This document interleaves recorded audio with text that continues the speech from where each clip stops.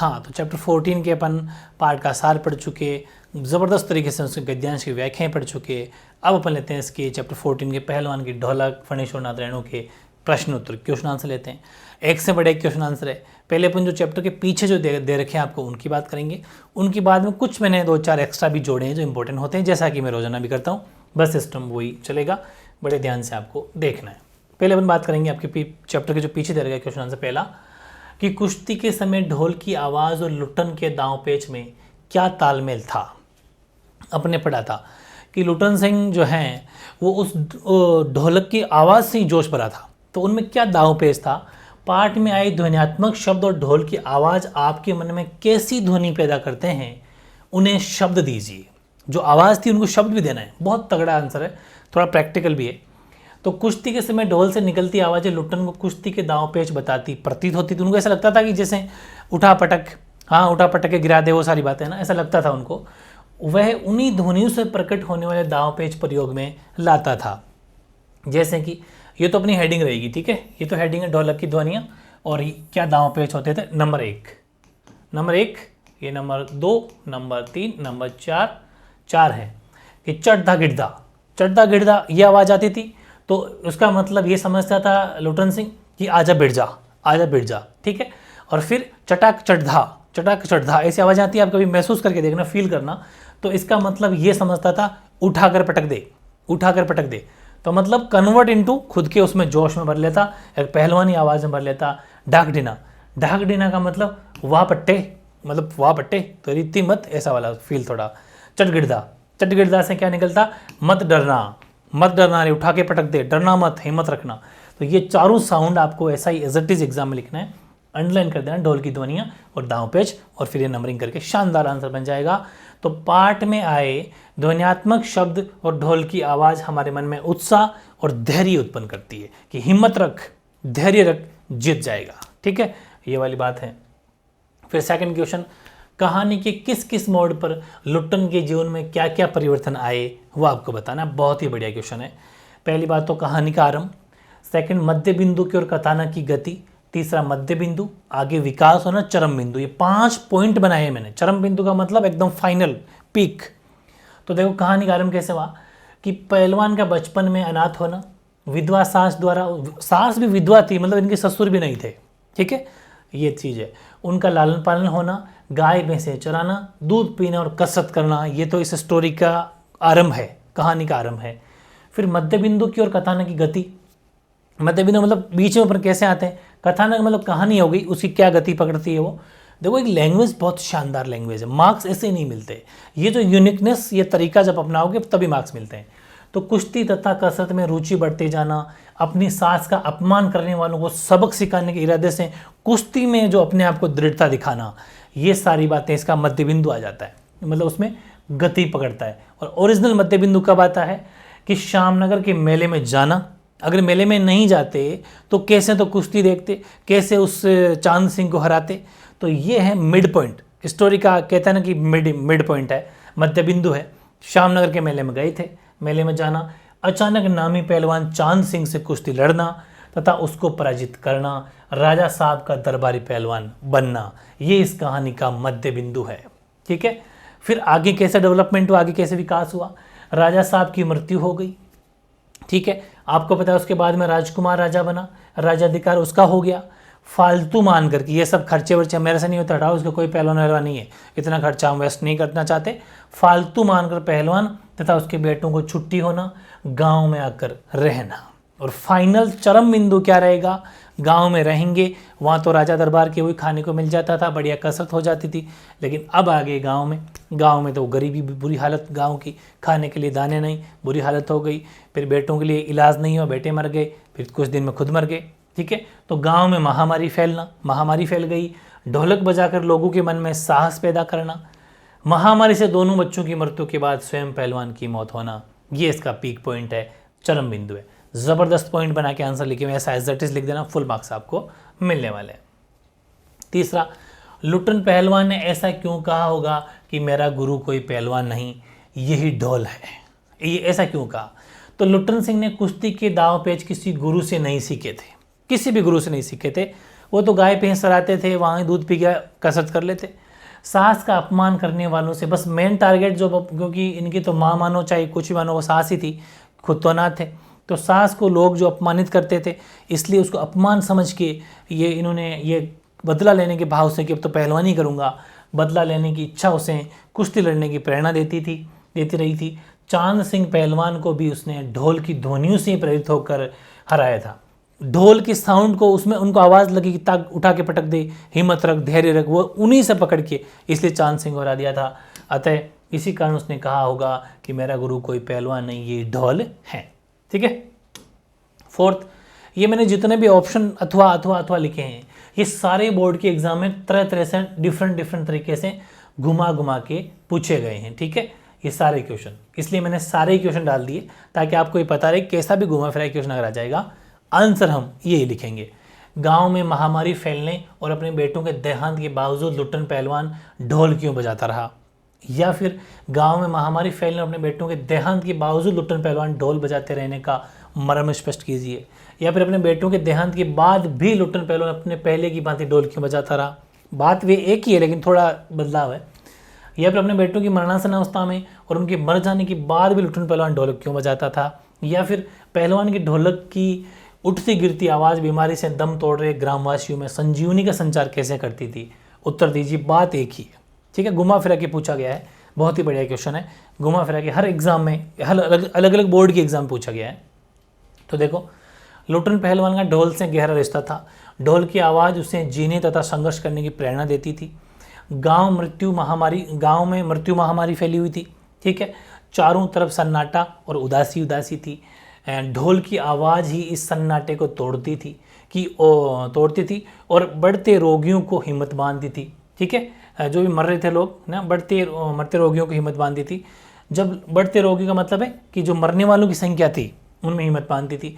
जब लुट्टन के दोनों जवान बेटे मरे तो अपने मन की उदासी और सूनापन दूर करने के लिए वह रात भर ढोलक बजाता रहा। ये ठीक है, यहाँ से आप ये की और तो रहने देना, इतना रह जाएगा। बढ़ते रोगियों को हिम्मत बांधाती थी कौन? ये जो ढोल की आवाज़ है। ठीक है, इसके बाद में पांचवा, ढोलक की आवाज़ का पूरे गांव पर क्या असर होता था? या फिर लुट्टन पहलवान के ढोलक गांव के असहाय और मरणासन लोगों को मरने का हौसला देती है? इस कथन पर अपने विचार व्यक्त कीजिए। या फिर लुट्टन पहलवान की ढोलक कहानी के आधार पर ग्रामीणों की गरीबी और असहायता पर टिप्पणी कीजिए। या फिर निर्धन, साधनहीन और महामारी ग्रस्त गांव में पहलवान की ढोलक मरने वालों को हौसला हिम्मत देती थी। इस कथन के आलोक में गांव की बेबसी का चित्रण कीजिए। आंसर छोटा ही है, कोई बड़े क्वेश्चन नहीं है ये। तो गांव में हैजा तथा मलेरिया रोग फैल गया था, जैसा क्वेश्चन में पूछा गया उसी के अकॉर्डिंग आंसर देना है।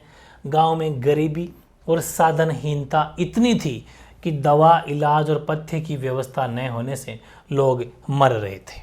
ठीक है, ढोलक की आवाज़ लोगों का डर दूर करती थी तथा उनको संघर्ष करने के लिए निर्भीक, मतलब थोड़ी सी कहते ना बिना डर के, थोड़ा बिना भय के कुछ भाव देती थी कि जियो भी आप कुछ कर सकते, ऐसी बात नहीं, थोड़ा हिम्मत देती थी।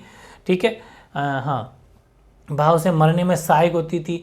पहलवान की ढोलक की आवाज़ गांव के लोगों के मन में साहस और उत्साह संचार करती थी। निर्भीक भाव से मरना मतलब कि बिना डर के मर भी जाते तो डर नहीं था मन में कि ठीक है अब क्या करें, क्योंकि दवा नहीं है, इलाज नहीं है, तो वो चीज़ है। ये ढोलक की आवाज़ काफ़ी उनको संघर्ष करते हुए ये काफ़ी इम्पोर्टेंस थी। छठा, महामारी फैलने के बाद गाँव में सूर्योदय और सूर्यास्त के दृश्य में क्या अंतर होता था?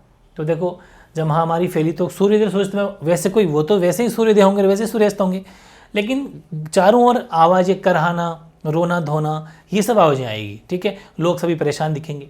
तो गांव में सूर्योदय होता तो लोगों के मन में कुछ साहस आ जाता, क्योंकि उनको अंधेरे से, कहता ना कि जब गरीब या कोई अभागा होता है, जो अनाथ होता है, उसको रात अच्छी नहीं लगती, अंधेरा उसको अच्छा नहीं लगता, वो तो परिवार के साथ में ही अच्छा लगता है, वरना उसको रात ऐसे लगता है जैसे उसको कोस रही हो, उसको दिन अच्छा लगता है, वो दिन में रहना चाहता है। तो जैसे सवेरा होता तो मन में थोड़ी खुशी होती, दिन में कुछ लोग दिखते, चाहे थोड़ी बहुत भी घूमते हुए दिखे लेकिन दिखते। ठीक है, तो कुछ साहस आ जाता था। वे कराहते खांसते हुए घर से बाहर आकर अपने पड़ोसियों और मिलने वालों को थोड़ी सांत्वना देते थे कि ठीक हो जाएगा यार, देखो देखो क्या होता है, देखे आगे, और साहस बढ़ाते थे। परंतु सूर्यास्त होते ये सब समाप्त हो जाता था। लोग अपनी अपनी झोंपड़ियों में घुस जाते थे। चारों तरफ अंधकार तथा सन्नाटा हो जाता था। लोगों की कराहने की आवाज़ें भी सुनाई नहीं देती थी। ये रात का टाइम है, ये मॉर्निंग का टाइम है, दोनों अपन ने बता दिया। फिर क्वेश्चन नंबर 7वां कि कुश्ती का दंगल पहले लोगों तथा राजाओं का प्रिय शौक हुआ करता था। बिल्कुल सही बात है, पहलवानों को राजाओं लोगों द्वारा विशेष सम्मान दिया। ऐसी 3 क्वेश्चन बातें पूछिए। ऐसी स्थिति अब क्यों नहीं है? एक तो ये बात कि ऐसी स्थिति पहले पहलवानी होती थी, राजा महाराजा अखाड़ा करते थे, बड़ा शौक था, ठीक है, ऐसी स्थिति अब क्यों नहीं है। सेकंड, इसकी जगह अब किन खेलों ने ले ली? अगर ऐसी नहीं तो फिर इनकी जगह कौन आ गई? क्या ऑप्शन है सेकेंडरी, ठीक है। कुश्ती को फिर से प्रिय खेल बनाने के लिए क्या क्या कार्य किए जा सकते हैं, आपसे सुझाव भी पूछ रहे हैं। पुराने जमाने में कुश्ती या दंगल लोगों तो राजाओं का प्रिय शौक था, वे पहलवानों को, अच्छा ये आंसर यहीं से शुरू हो गया भाई, ये यहाँ से आंसर शुरू है, ठीक है, आंसर अपना यहीं से शुरू है, यहाँ से अपना आंसर शुरू है कि पुराने जमाने में कुश्ती या दंगल लोगों तथा राजाओं का प्रिय शौक था, वे पहलवानों को विशेष सम्मान भी देते थे, ठीक है। अब अपन एक एक आंसर लेंगे, ये थोड़ा सा एकदम तरीके से आंसर लिखने के 2 लाइन लिख देना, उसके बाद में पहले क्या का आंसर है कि अब न तो राजा रहे, न राजा ही जब नहीं रहे तो फिर ये कहाँ से होंगे, न राजा रहे न ही जमींदार रहे, वो सिस्टम ही चेंज हो गया, सरकारें आ गई, वे लोग पहलवानों को प्रोत्साहित करते थे। सरकारें आजकल ध्यान भी नहीं देती है, थोड़ा बहुत दे भी रही है, वो तो पूरा खर्चा उठाते थे कि जो भी पहलवान है, हट्टा कट्टा लड़का है तो उसको पहलवानी करवाते थे, कंप्लीट खर्चा वहन करते थे, अपने दरबार में रखते थे, सारी सुख सुविधाएं देते थे, पोषण का भार उठाते थे। अब खाने पीने का भारी खर्च कोई पहलवान स्वयं नहीं उठा सकता, इतना महंगा खर्चा हो गया, ठीक है। अन्य खेलों के आ जाने से कुश्ती में लोगों की रुचि थोड़ी कम हो गई, एक चीज़ तो ये, ठीक है। सेकंड पूछा ना, खे में क्या पूछा कि इसकी जगह किन खेलों ने ले ली, तो कुश्ती अब लोकप्रिय नहीं रहा, अब उसका स्थान अन्य खेलों ने ले लिया, जैसे कि hockey, football, volleyball, tennis, cricket नहीं लिखा, वरना क्रिकेट तो सबसे अच्छा नीचे लिख दिया, हाँ आदि खेल खेले जाते हैं, और आज क्रिकेट सबसे लोकप्रिय खेल हो चुका है, ठीक है। तभी तो देखो पहले वर्ल्ड कप हुआ करता था, अब वनडे भी हैं, 2020 भी हैं, आपके टेस्ट मैच भी हैं, और ये IPL भी चला दिया, ऐसे सीरीज चलाते हैं, और रणजी ट्रॉफियाँ हैं, मतलब ऐसे होती रहती है। क्रिकेट बहुत ज़्यादा फेमस गेम हो गया आज की दुनिया में, इसलिए अब कुश्ती की जगह क्रिकेट ने ले ली, हॉकी ने ले ली, वॉलीबॉल ने ली, वो थोड़े ज़्यादा फेमस हो गए। फिर आपसे पूछा गया कि कुश्ती को फिर से लोकप्रिय बनाने के लिए कुछ सुझाव दीजिए। तो कुश्ती को फिर से लोकप्रिय बनाने के लिए उसकी तैयारी करने वाले व्यक्तियों की आर्थिक सहायता देनी चाहिए, ठीक, क्योंकि कुश्ती में क्या होता है, यहाँ है शरीर में बल चाहिए, तो खाने के लिए बहुत सारी न्यूट्रिएंट्स या प्रोटीन्स इन सब की ज़रूरत पड़ती है, और ये बहुत महंगे होते हैं, इसलिए लाखों का खर्चा महीने में आ जाता है, लाखों रुपए खर्च करने, क्योंकि ट्रेनिंग भी होती है और खाना पीना होता है, तो लाखों का खर्चा 1 महीने में आ जाता है अगर ढंग से इसकी तैयारी की जाए तो। इतना खर्च हर कोई नहीं वहन कर सकता। हाँ, अगर सरकार कुछ हेल्प करे तो ये हो सकता है, आर्थिक सहायता करे, तो सबसे पहली आवश्यकता है ये आर्थिक सहायता करना। इसके लिए कुश्ती संघों की स्थापना करो, जैसे क्रिकेट के संघ होते हैं वैसे कुश्ती का संघ होना चाहिए, ऑर्गेनाइजेशन होना चाहिए, टीम बैठे उन पर काम करे, कहाँ गाँव के अंदर या कहीं पर भी कहाँ पहलवान है उनको लाए, उनको पूरी व्यवस्था करें।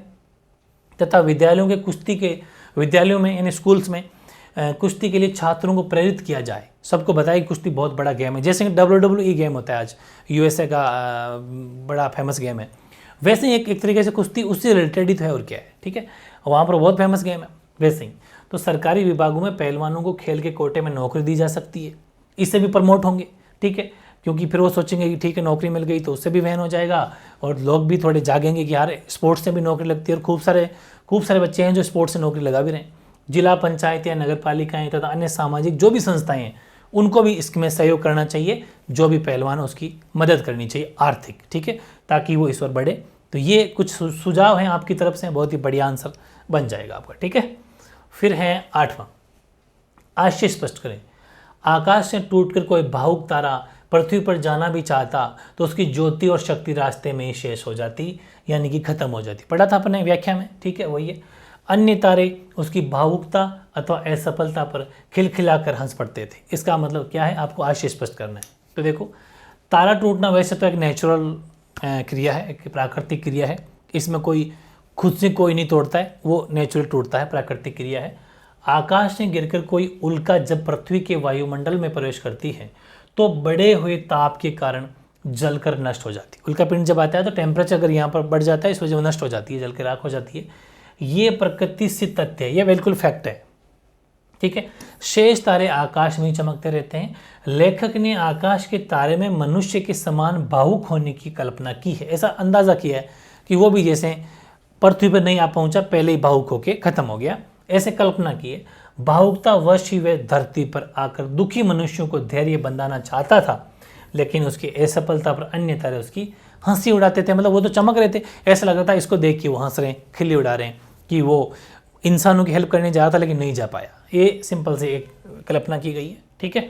फिर 9वां क्वेश्चन अपना कि पाठ में अनेक स्थलों पर प्रकृति का मानवीकरण किया गया है। पाठ में ऐसे कौन कौन से अंश है उनको चुनिए और उनका आशय स्पष्ट कीजिए। तो देखो, प्रकृति को अथवा अन्य निर्जीव शक्तियों को सजीव मनुष्य की तरह भावुकतापूर्ण आचरण करते हुए दिखाना प्रकृति का मानवीकरण कहा जा सकता है। मानवीकरण के कुछ स्थल, देखो अब सीधा आंसर नहीं लिखा, यहाँ तक अपने इस मानवीकरण शब्द की डेफिनेशन भी दी कि मानवीकरण होता क्या है। यानी कि मैंने कहा था ना, एक कहानी लिखने का भी एक तरीका ऐसा है कि अपन जब उस कहानी को पढ़ें तो ऐसा लगे जैसे हमारे सामने कोई बैठा है, एकदम हूबहू लगे, एक सजीवपन उसके अंदर आए। ठीक है, तो उसे बोलते हैं मानवीकरण। यानी कि पृथ्वी को अथवा अन्य कोई भी निर्जीव शक्ति में, पृथ्वी पर तो निर्जीव है या फिर कोई भी निर्जीव प्राणी हो, उनको सजीव मनुष्य की तरह भावुकतापूर्ण आचरण दिखाते हुए दिखाना प्रकृति का मानवीकरण कहलाता है। समझ में आ गई ना, ये डेफिनेशन दे दी। फिर इस आंसर पे गए कि मानवीकरण के कुछ स्थल इस प्रकार हैं, मतलब प्रॉपर आंसर बन जाए। कैसे? लाइक पहला, अंधेरी रात चुपचाप आंसू बहा रही थी, बिल्कुल प्रॉपर सजीवपन आ रहा है इसमें, है ना। निष्पक्षता करुण खिसकियों और आहू को बलपूर्वक अपने हृदय में ही दबाने की चेष्टा कर रही थी। निष्पक्षता का मतलब बिल्कुल शांति, चारों ओर बिल्कुल शांत। ठीक है। तारे उसकी भावुकता अथवा असफलता पर हंस पड़ते थे। ये सब वो बातें हैं जो मानवीकरण का फील लाती है। यही आवाज मृत गांव में संजीवनी शक्ति भरती रहती थी। लुट्टन को स्पष्ट सुनाई पड़ा ढोल कह रहा था, ये भी मानवीकरण है। अब कोई ढोल आवाज वैसी आ रही, लेकिन उसको ट्रांसलेट करके लुट्टन ये सोचता था कि नहीं ये ऐसा कह रहा है, उठा के पटक, धैर्य रख, हिम्मत रख, डर मत। ये उसको आवाज ही मतलब सजीवपन नजर आ रहा था। ये सारी बातें इस कहानी में थी। 5 बातें अपन को लिख देनी है। ठीक है, प्रॉपर आंसर है। फिर थोड़ा सा और लिख देंगे कि इन उदाहरणों में रात, निष्पक्षता, तारे, आवाज और ढोल, 5 हो गए ना। हाँ, 5 हो गए, 5 एग्जाम्पल आदि को मनुष्य की तरह आचरण करते हुए दिखाया गया है। ठीक है। इसका आशय यह है कि रात में ओस गिर रही थी, पूर्ण शांति के कारण कोई धीमा स्वर भी नहीं सुनाई दे रहा था, तारे चमक रहे थे, गांव के लोग ढोलक की आवाज़ सुन जीवन की प्रेरणा पाते थे। ठीक है।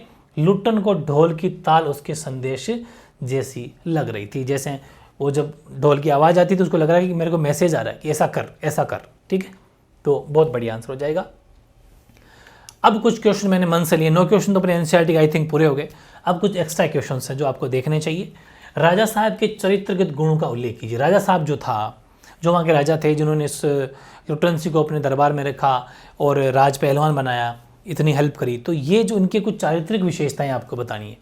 तो राजा साहब वयोवृद्ध यानी कि बुजुर्ग थे, बूढ़े थे, तथा उदार विचारों के मनुष्य। बिल्कुल उदार का मतलब है मतलब हर किसी की हेल्प करने वाले, उदार दिल के थे, बिल्कुल थे। उनको शिकार तथा कुश्ती प्रिय था। शिकार करना और कुश्ती करना बहुत ही शौक था, तभी वो कुश्ती में थे। इसको गले लगाया, वरना राजा कहाँ गले लगाते हैं। ठीक है। वह कुश्ती को प्रोत्साहन देते थे, हमेशा कुश्ती होनी चाहिए। उन्होंने लुट्टन को दरबारी पहलवान नियुक्त किया था। वे उसका पूरा खर्चा उठाते, वे उसे देखकर मुस्कुराया करते थे। राजा साहब जातिवादी बिल्कुल भी नहीं थे, तभी तो राजा साहब तो क्षत्रिय थे। लेकिन ऐसा जो ब्राह्मणों ने कहा था, जो वहाँ के मैनेजर ने भी कहा था कि साहब ये तो अन्याय हो रहा है, ये तो छोटी जाति का है, नीची जाति का है, इसको तो ऐसा आपने दरबार में रख लिया, गले लगा लिया, बात तो बहुत सरासर अच्छी नहीं है। ये जातिवाद बिल्कुल नहीं थे। इन्होंने कहा कि नहीं, इसने जो काम किया है वो बिल्कुल क्षत्रिय वाला काम किया है।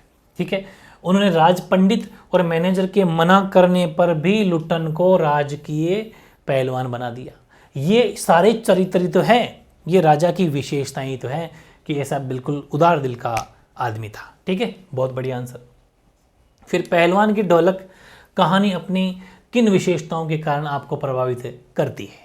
तो पहलवान की ढोलक फणीश्वर नाथ रेणु की एक प्रमुख तथा प्रसिद्ध आंचलिक कहानी है। लेखक ने इसमें अपने अंचल का सजीव चित्र, मतलब अपने अंचल का मतलब है अपने आसपास के परिवेश का बिल्कुल सजीव चित्रण किया। ऐसा लगता है जैसे बिल्कुल हम सामने ही बैठे हों। ठीक है। और कहानी की पात्र और परिवेश जीते जागते प्रतीत होते हैं, बिल्कुल ऐसा लगता है कि हाँ वाकई एग्जाम्पल सही है। लेखक ने इसमें ढोल के बोलों की, जो ढोल की आवाज़ आती है ना, बोल बोल बोलते हैं उनको, व्याख्या करके गद्य में भी संगीत को पैदा कर दिया है। बिल्कुल सही बात है। और गद्य में वैसा लगता है म्यूजिक हो, भाई संगीत तो हो गया ना, हालांकि गद्य के अंदर संगीत कम होता है, लेकिन ढोल की आवाज़ ताक दिन ताक ऐसा लगता है कि हाँ उठा के पटक दे, ये सब बातें मतलब संगीत की फीलिंग आ रही है। ठीक है, तो संगीत को पैदा कर दिया है। ढोल की आवाज़ों और पहलवान के क्रियाकलाप का सामंजस्य दुर्लभ है। व्यवस्था परिवर्तन से लोक कलाओं के अस्तित्व पर आए संकट का भी इसमें चित्रण है, किया गया है। ठीक है, व्यवस्था परिवर्तन हो गई। अपने भी देखा, राजा के बाद में राजकुमार आ गया, पहलवानी को ख़त्म, उसको पहलवान का कोई शौक ही नहीं है। तो ये जो सालों पीढ़ियों से चली आती थी पहलवानी, आज बिल्कुल ख़त्म होती जा रही है। आज क्रिकेट, वॉलीबॉल, फुटबॉल ने जगह ले लिए। ये सब सिस्टम इसके अंदर हमें देखने को मिलते हैं इस ढोलक की कहानी। ठीक है, फिर 12वां, पहलवान की ढोलक कहानी का संदेश क्या है? बताइए, ये जो पहलवान की ढोलक चैप्टर है या फिर जो कहानी है आपको क्या संदेश देती है? काफ़ी बढ़िया क्वेश्चन होते हैं ऐसे, मैसेज वाले क्वेश्चन, संदेश वाले क्वेश्चन तो पक्के आते हैं। ठीक है, तो पहलवान की ढोलक कहानी में जो कहानीकार हैं रेणु, फणीश्वर नाथ रेणु, उसने कला का स्वतंत्र मूल्य होने का संदेश दिया है कि जो कला है वो वाकई स्वतंत्र मूल्य है। ठीक है, कला तो कला ही होती है। कला का कभी भी प्रमुखापेक्षी नहीं होता। मानवता की साधना, प्रमुख मतलब कोई ओपोजिशन, मतलब वो नहीं होता, जो स्वतंत्र है। मानवता की साधना करने तथा जीवन सौंदर्य की रक्षा करने के लिए कला की प्रासंगिकता बनाए रखना कलाकार के साथ ही समाज के सभी जनों का भी कर्तव्य होता है। जिसमें जो कला है, जिसमें जो हुनर है, उसकी हमें हमेशा रिस्पेक्ट करनी चाहिए। और जो हमारे समाज के और भी लोग हैं, चाहे वो सरकार हो चाहे समाज के लोग हो, सभी को उसकी हेल्प भी करनी चाहिए। जैसा कि मैंने पढ़ा कि पहलवान है तो पहलवानी को वापस से बढ़ावा कैसे दिया जाए, तो सरकार भी ऐसी स्कीम लेके आए कि पहलवानी बढ़ी जाए, थोड़ी आर्थिक उनकी हेल्प की जाए, ये सब बातें। और जो समाज में खूब सारे लोग होते हैं पैसे वाले, उनको भी उनकी आर्थिक मदद करनी चाहिए। तो ये सब बातें भी अपने देखी। 13वां, कहानी के प्रमुख पात्र लुटन के चरित्र में अनेक विशेषताएं हैं। आपको उसके चरित्र का कौन सा गुण सबसे अधिक प्रभावित करता है, इफेक्टिव है और क्यों? लुटन के बारे में बताना बहुत बढ़िया क्वेश्चन है। ये क्वेश्चन लेना जरूरी है। जैसे मैंने आपको राजा साहब का क्वेश्चन बताया, इस चैप्टर ने क्या संदेश दिया वो लिया, और बच गया लुटन तो लुटन का भी ले लिया। ये क्वेश्चन अपने एनसीईआरटी वाले में नहीं थे, ऐसे क्वेश्चन भी आ जाते हैं। इसलिए बड़े ध्यान से, मेरी मेहनत का आपको फ़ायदा मिले इसलिए मैं पूरा प्रयास कर रहा हूँ कि आपको ये फ़ायदा उठाना चाहिए। लुटन एक स्वावलंबी, आकर्षक, कदकाठी वाला है ना, आकर्षकता, सुंदर, बिल्कुल हट्टा कट्टा पहलवान। ठीक है, और साहसी तो था ही था, हिम्मत तो थी कि चांद सिंह जैसे पहलवान से मुकाबला किया। साहसी युवक है। स्वावलंबी का मतलब है खुद मेहनत करता। स्वावलंबी का मतलब होता है खुद मेहनत करना, किसी दूसरे के बल पे मतलब वो नहीं रहना। ये सभी गुण से लोकप्रियता और आकर्षण का पात्र बनाते हैं। लेकिन यहाँ बात क्या पूछी कि आपको कौन सा प्रभावित करा, तो लेकिन मुझे उसका धैर्य और सहानुभूतिपूर्ण व्यवहार सबसे अधिक प्रभावित करता है। ठीक है, ये चीज़ बहुत बड़ी है। उसके इन गुणों का चरम उत्कर्ष तब देखने को मिलता है जब उसके दोनों जवान बेटों की मृत्यु हो जाती है, उसके बावजूद भी ढोल वैसा का वैसा पीटते हैं। ठीक है, और वह विचलित हुए बिना गांव के पीड़ित लोगों में ढोलक बजाकर मृत्यु का सामना करने का साहस उत्पन्न करता रहता है। ये बहुत बड़ी चीज़ है लोगों में, क्योंकि इनको पता था कि लोग ढोलक से बहुत मोटिवेट होते हैं, तो इसलिए इन्होंने ढोलक बजाना जारी रखा। बहुत ही बढ़िया। जबकि दोनों बेटे, पहलवान बेटे चले जाना, अपने आंखों देख के सामने चले जाना, बहुत बड़े पीड़ा होती है, असहनीय पीड़ा होती है, लेकिन उन्होंने सहा। और शुरू से ही सहते आ रहे हैं। पहले ही अनाथ थे, माता पिता चले गए, फिर सास ने सब कुछ पाला था। ये सब बातें अपन को देखने को मिलती है। फिर 14वां, पहलवान की ढोलक कहानी के आरंभ में चित्रित प्रकृति का स्वरूप कहानी की भयावहता की ओर संकेत करता है। इस कथन पर टिप्पणी कीजिए।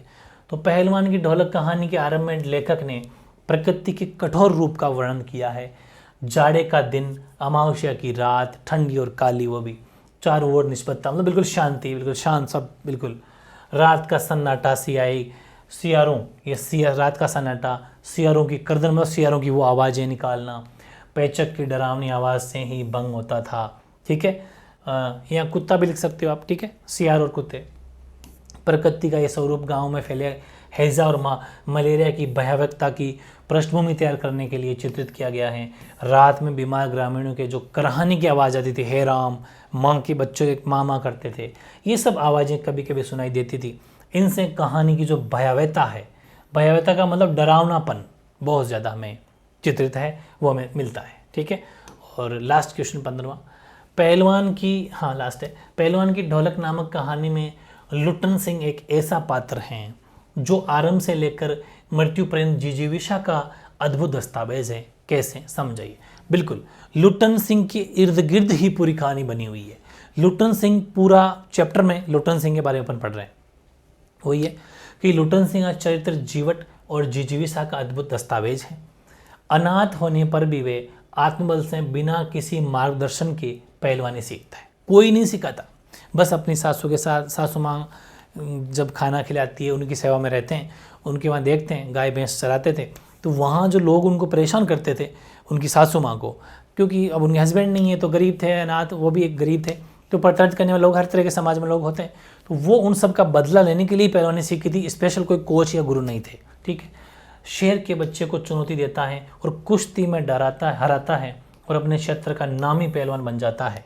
राज संरक्षण प्राप्त होने पर वह गांव में आकर युवकों को कुश्ती लड़ना सीखा। समाप्त होने पर, हाँ, हालांकि राज संरक्षण प्राप्त हुआ था, राजा के दरबार में रहे थे, लेकिन वो जैसे ही राज संरक्षण समाप्त हुआ, क्योंकि उनके जैसे वो युवराज आए, उनके बेटे आए राजा के, उन्होंने उसको निकाल दिया, वहाँ से आए और गांव में लोगों को कुश्ती कराना सिखाते रहे। लेकिन प्रॉब्लम ये होगी, वहाँ महामारी फैल गई थी। महामारी फैलने से फिर सबको, लोगों के खाने के दाने नहीं थे और रोग सब में फैल गया, तो महामारी फैलने पर गांव वालों को ढोलक बजाकर उससे लड़ने की शक्ति देते, हिम्मत फिर भी नहीं आ रहे। ठीक है, अपने पुत्रों के मरने पर भी हिम्मत नहीं हारी और मृत्यु पर्यंत साहस के साथ जीवन बिताया।